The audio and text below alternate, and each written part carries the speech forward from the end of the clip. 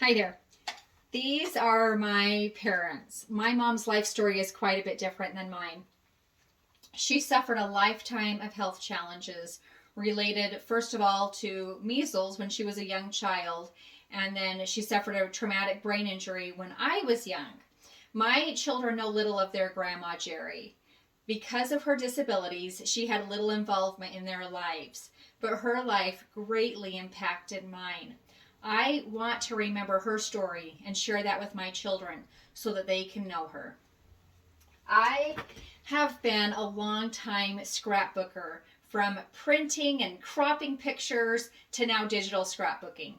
I have made memory boxes and scrapbooks that are full of my children's schoolwork and their life events. Take a quick look at all the pictures on your phone. Do you have a few hundred or a few thousand? Are these pictures of everyday events or special occasions? No matter what it is, I think these memories should be stored in a place other than on your phone. I want to suggest to you that you start now creating and preserving your own personal history. From here, I will talk to you why you need to start scrapbooking, the different methods of scrapbooking, and what I think is the satisfaction of keeping this type of personal history. Let me first explain to you why you need to start preserving your personal and family history. Think of all those pictures on your phone. What was happening? What are you celebrating or perhaps mourning? What stories do these pictures tell? In 2005, my dad passed away. While at his funeral, his branch president made a comment about the dash that separates the birth date from the death date. I think of that dash often.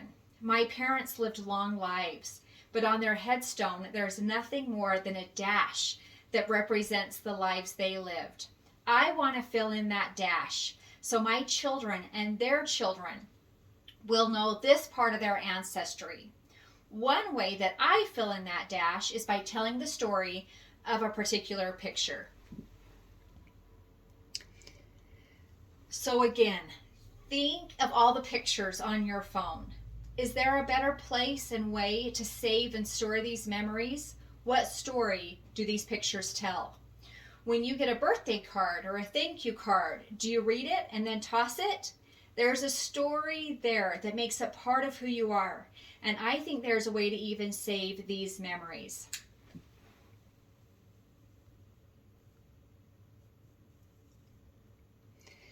Now, I'm not suggesting we leave and create a paper trail of our lives, but I do think pictures, stories, cards, notes, and journals will help preserve the lives that we have been blessed to live.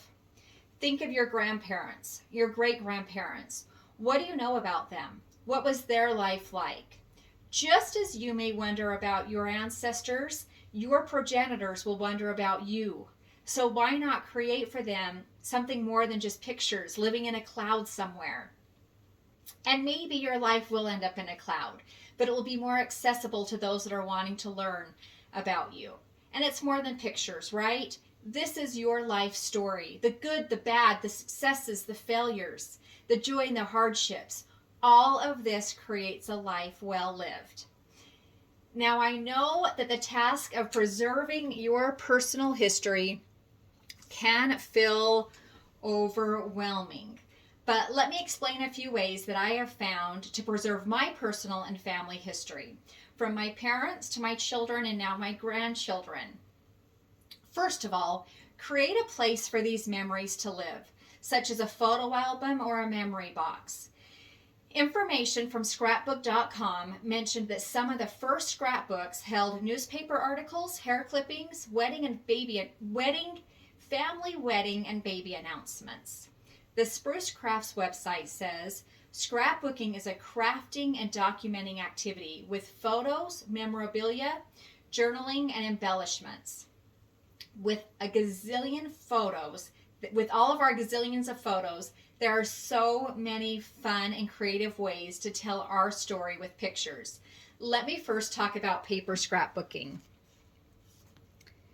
In my early days of scrapbooking, I printed pictures and glued them onto cute paper with stickers and other embellishments. I would date and write the story about this particular event. It was fun, but a lot of work when compared to digital scrapbooking. Paper scrapbooking will obviously take up a little bit more space because you'll be working with paper, binders, cutters, embellishments, and time. I think it takes a little bit more time to create a paper type scrapbook. You'll be searching through craft stores and online to find that perfect paper, that perfect embellishment, but it's fun too because in paper type of scrapbooking, you can add other types of memory items like a birthday card or travel vouchers. In the early 2000s, digital scrapbooking started to become popular. In the early days, you needed to buy computer scrapbooking software or a program. But now you can create a free account on any number of photo book sites. Scrapbookers get to choose layouts, paper, embellishments, size of book, even a book theme. Take a look at this cute Disney themed book. For those of you that don't get excited about the details, you can pop all of your pictures into an album that you've chosen, and the layouts and embellishments will be created for you. All you need to do is come back in and add your journaling and print.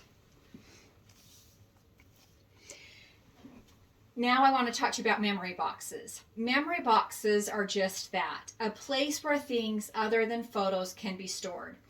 For each of my children, I have a tote that can easily stack and fit under a bed. I think they call them sweater boxes. In those boxes, I have preschool crafts, high school graduation caps and tassels, scouting merit badges, birthday cards, and bulky arts and craft from their junior high and high school years. OrganizeMyHouse.com suggests other items such as notes, greeting cards from loved ones, journals, baby's first outfit, travel tickets, and school paper projects. So you get the idea of the things that can go in a memory box.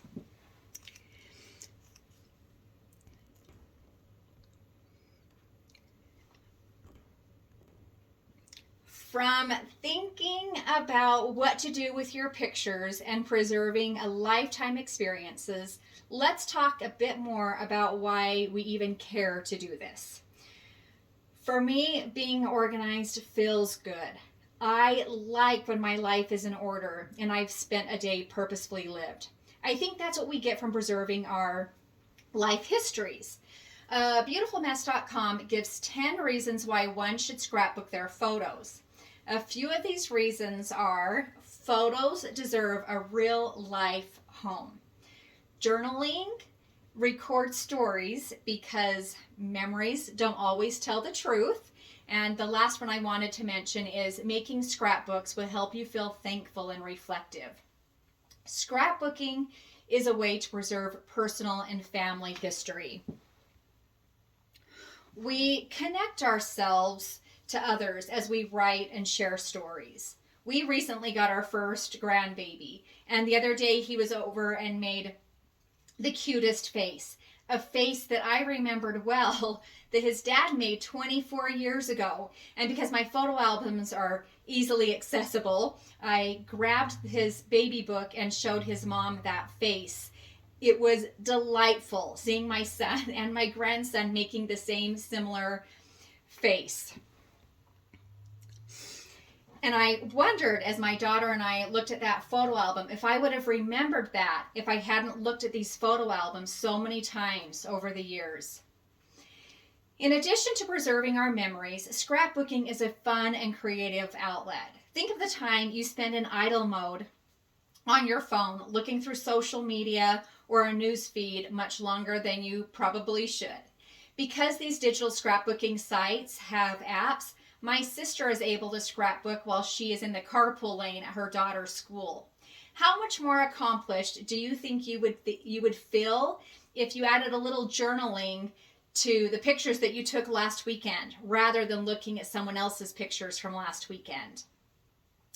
Now that I've explained a few benefits and purposes of scrapbooking, let me review a few things. First of all, think of the dash. Write and preserve your dash. Your pictures deserve a place to belong other than on your phone. And think of that feel-good feeling you'll have when you've created order of your life and your life's experiences. Today I have explained ways that you can start scrapbooking. I've pointed out a few ways in which you can start scrapbooking and preserving your personal and family history, whether by creating a photo album or a memory box.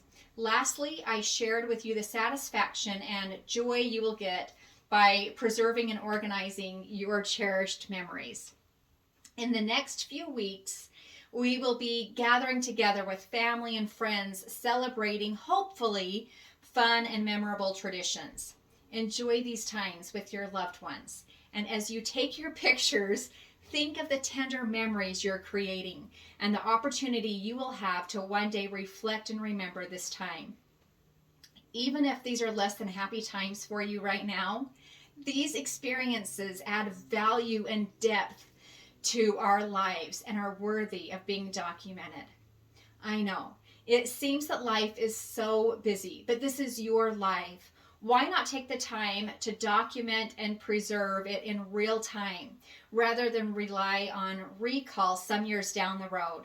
This year, take your first step by organizing and scrapbooking the pictures that are carelessly stored and forgotten on your phone.